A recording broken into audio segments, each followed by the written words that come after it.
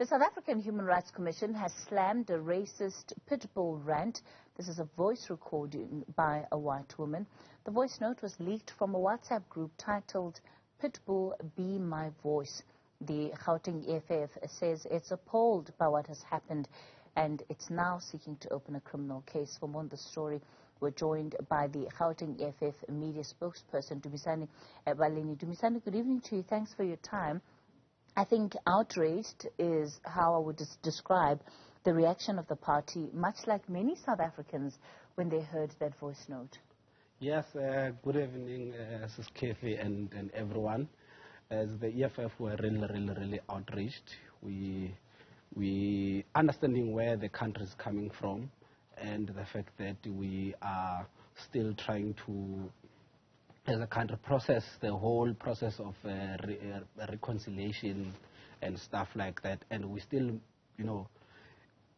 argue against the fact that there has never been true reconciliation in South Africa since white people never really apologized. But now we are faced with a very innocent issue of pit bulls.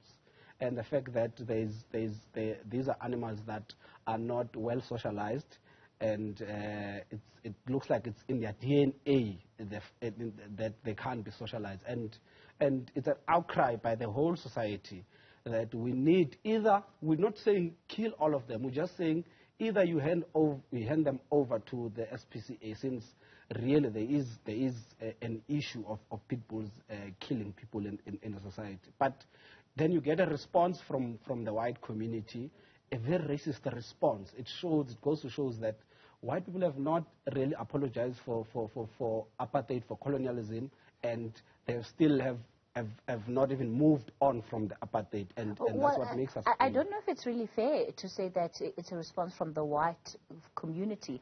Certainly from this particular individual, the admin of the group that we're talking about has said that they don't support what she said. In fact, they went to the police to lodge a complaint against her as well, and the matter is now under police investigation as a result of the steps that they took as well.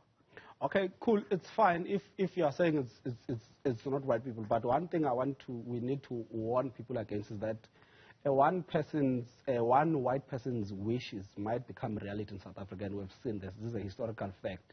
In the fact that you might have two people in South Africa who believe that it is right, instead of controlling the issue of pit bulls in the country, there's white people who believe that, there's a few white people who believe that instead kill black people, kill black men, cut out the womb of black women, and all that. And they might believe that is true. That is actually what needs to happen as a response to an issue that is eating up the society. So you might take it as a weight of few people, but I can tell you right now, you must be careful in South Africa. Wishes of few white people become reality of black people in general. Let's talk about the decision to head to the police and lay a charge on this matter.